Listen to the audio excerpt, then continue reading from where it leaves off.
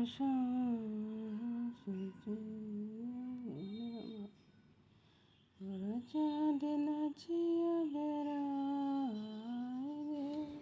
যে জিনিসটা দেখতেছেন, এটা কি জানেন? খেতে পারবেন তো? চিরতা, সাথে ওই যে হট্টকি আছে আর কি। তার মুখটা দেখেন, টক খাচ্ছে তো, সাথে চিয়া সিড আছে। আর মশলার জলটা এখানে বসানো আছে, মশলার জলটা পরে দিবে আর কি। আমরা এখনো সবকিছু রেডি করে আমরা বসি নেই। তারপরে এবার যাব ফুল তুলতে, গাছের ফুলও তুলবো, আবার সব কিছু রেডি করে রাখবো।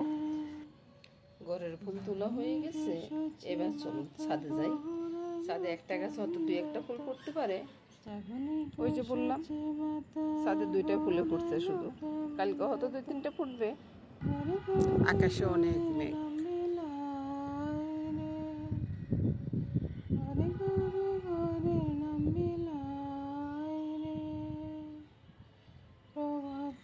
ওই যে দেখা যাচ্ছে কর্ণফুলী নদীটা।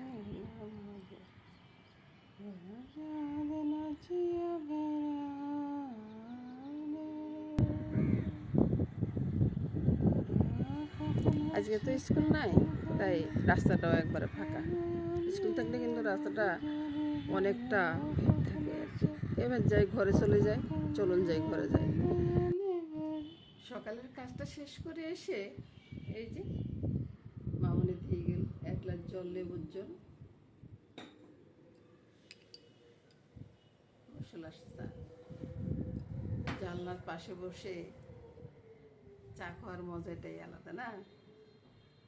তো এবার জলটা খেয়ে নিই।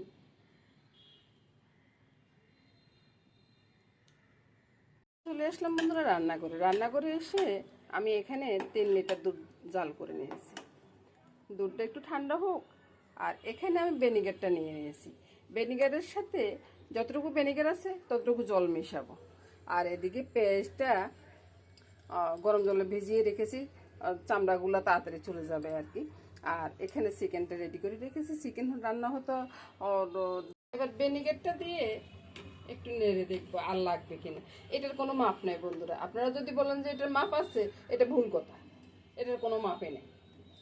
আমি একটু দেখবো যে ছানাটা কাটতেছে কিনা, অতিরিক্ত দিব না। ছানাটা কেটে গেছে, আমার আর ভিনেগারের জলের দরকার নাই, আমি এটা ফেলে দিব।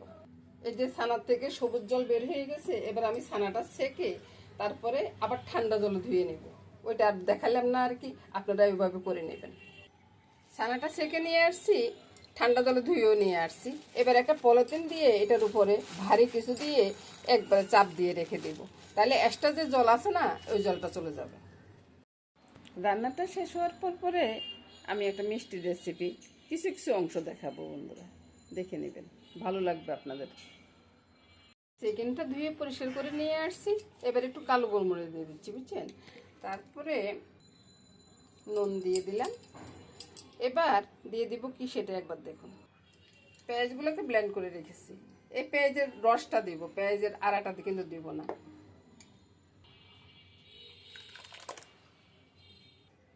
এই হলো পেঁয়াজের রস, এই হলো আর সকাল সকালে মুখে যদি কথা বেজে যায় তাহলে কি হয় বন্ধুরা?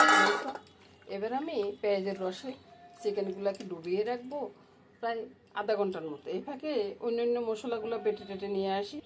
এটার ভিতরে আর কি কি মশলা দিব সেটা দেখাচ্ছি বন্ধুরা। আদা, রসুন, দারচিনি, এলাচি, 2টা লং, এগুলাকে ভালো করে বেটে নিই। এবার এবার কারবারটা দেখলেন তো? আমি কিন্তু ওই যে কড়াইয়ের ভিতরে জল দিছি একবার, কেটলি পুরোটা একই রকম দেখতে, বুঝছেন? তো এখন জল ডালে দিলাম। তো জল ডালে দিলে কি হইব, আমি এখন এই জলের ভিতরে বাটা মশলাটা ছেড়ে দিচ্ছি, বুঝছেন? এটা কি কাজে লাগাবো না? কথা ছিল যে আরেকটু তেল দিব, বুঝছেন? তেলটা আমি কমে দিছিলাম প্রথমে, ওই জন্য মনে করছি আর একটু তেল দিব। তো তেলের বদলে একই রকম কেটলি তো জলটা দিয়ে দিলাম আর কি। মন্দ মন্দ হইল কি? তারপর বন্ধুরা আমি ওইখানে তো নুন দিয়েছি, সামান্য একটু নুন দিলাম। হলুদ দিব না, একটু লঙ্কার গুঁড়া দিব, বুঝছেন? লঙ্কাটা আমি একটু বেশি দিব, কারণ আমি কাঁচা লঙ্কা পাঠিয়ে নেই। সকালবেলার নাস্তার জন্য তো একটু ছেড়ে দিয়ে দিলাম লঙ্কার সাথে। এবার কি করব, একটু নেড়ে ছেড়ে দিই, বুঝছেন? নেড়ে ছেড়ে দিয়ে একটু একটু করে পেঁয়াজের রসটা দিব। পেঁয়াজের রসটা একসাথে দিব না, একসাথে দিলে হবে কি কালারটা নষ্ট হয়ে যাবে। আর ওইদিকে রুটির জলটা বসিয়ে দিচ্ছি, বুঝছেন। চিকেনটা আজকে রান্না করতেছি রুটির সাথে খাওয়ার জন্য। কালকে তো নিরামিষ গেল, আজকে সকাল সকাল যদি একটু চিকেন হয় ভালোই লাগবে। আর এই চিকেনটা পরোটা, রুটি, পোলাওর সাথে টেস্ট লাগে। সবগুলো পেঁয়াজের রস দিয়ে আমি কষিয়ে নিয়েছি। এবার সাইড দিয়ে তেল বেরোচ্ছে, বুঝছেন। এবার আমি চিকেন সবগুলো একসাথে ছেড়ে দিব, দিয়ে ভালোভাবে নেড়ে ছেড়ে দিব। নেড়ে ছেড়ে একটু কষিয়ে নিই। কিছুক্ষণ কষিয়ে নেওয়ার পরে এবার আমি ঢাকা দিয়ে চুলা আঁচটা কমিয়ে দিই। এখানে একটু দুধ পাউডার নিয়ে নিলাম, দুধ পাউডারের সাথে একটু তেল দিয়ে দিব। এই যে দুধ পাউডারটাকে তেল দিয়ে গুলে এরকম করে রাখলাম। এটা আমি পরে ব্যবহার করব। কষানো হয়ে গেছে বন্ধুরা, এবার আমি ঝোলটা দিয়ে দিব। আপনারা চাইলে এখানে বন্ধুরা আপনারা হলুদ সবে দিতে পারেন বা জিরার গুঁড়া দিতে পারেন। আমি এখানে কিছুই দিচ্ছি না। আমি এভাবে রান্না করি, রুটির সাথে খেতে আমার কাছে বেশ মজা লাগে আর কি। আমার ছেলেও পছন্দ করে, নাতিও পছন্দ করে, সবাই পছন্দ করে, ওই জন্য আমি এইভাবে রান্না করতেছি। হলুদ দিলে কালারটা ভালো হবে, আরও সুন্দর দেখা যাবে। আমার কাছে এরকমই ভালো লাগে, তাই আমি এরকমই রান্না করতেছি। সামান্য একটু কর্নফ্লাওয়ারটা গুলে এখানে ছেড়ে দিব, ঝোলটা ঘন হয়ে যাবে। কর্নফ্লাওয়ারটা গুলে দিয়ে দিচ্ছি। এবার আমি ওই দুধটাও দিয়ে দিব। বেশিক্ষণ আর রান্না করবো না বন্ধুরা, রান্না করলে আর ভালো লাগবে না। আপনারা চিন্তা করতেছেন যে ঝোলটা এত পাতলা কি হবে, কিছুক্ষণ পরে দেখাচ্ছি। এবার ঢাকাটা সরিয়ে দেখাচ্ছি কেমন হয়েছে। এবার দেখুন তো বন্ধুরা, মনে হচ্ছে না যে হলুদ দিছি? হলুদ কিন্তু দিইনি, কালারটা এত সুন্দর হয়ে গেছে।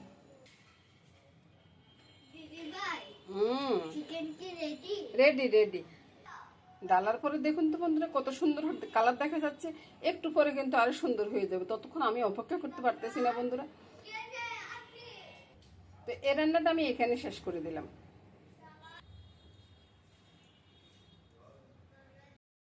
এবার বুঝলেন তো কেন আমি বললাম যে অন্যরকম মিষ্টি হবে। আজকে আম দিয়ে মিষ্টি বানাবো। এটা অম্রপল্লী আম। আমটাকে প্রথমে ইয়ে করে নিই, আমটা ছিলে নিলাম, আমটার রস বের করে নিব। আমের রসটা বের করে 1 চামচ চিনি দিয়ে দিলাম। আমটা তো এমনিতেই মিষ্টি, তারপরে 1 চামচ চিনি দিয়ে দিলাম। এর জাল করে নেব, ঘন করে নেব। আমের কাঠটা আছে না, আমের কাঠটাকে একবারে ঘন করে নিলাম। দেখুন আর একটু ঘন করব, তারপরে ঠান্ডা করে নেব। এবার প্লেটে ঢেলে একবারে ঠান্ডা করে নেব। আমের কাঠটা ঠান্ডা হতে থাকুক, ততক্ষণে আমি ছানাটা ম্যাশ করে নেব। এখানে বন্ধু 3 লিটার দুধ আছে। দুধের সাথে আমি 1 চা চামচের মতো ময়দা দিয়ে দিলাম। দিয়ে দিব 1 চামচ চিনি। আর এখানে কিন্তু এলাচের গুঁড়াটা আছে। দিয়ে দিব সামান্য একটু ঘি। এটা সেন্টটা খুব ভালো উঠবে আর খেতেও বেশ মজা হবে আর কি। এবার ভালো করে সবগুলাকে শুকনো উপকরণগুলো মিশিয়ে নেব। আর ঘিটা আপনি দিলেও পারেন, না দিলেও পারেন, এটা একটু সেন্টের জন্য আর কি, ভালো লাগে খেতে, ওই জন্য দেওয়া।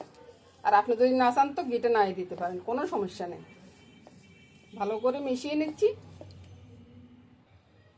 এবার ছানার সাথে সবগুলাকে ভালোভাবে মিশিয়ে নিব। ছানাটা ম্যাশ করে নিব আমার হাতের এ জায়গাটা দিয়ে, একবার ভালোভাবে ম্যাশ করে নেব।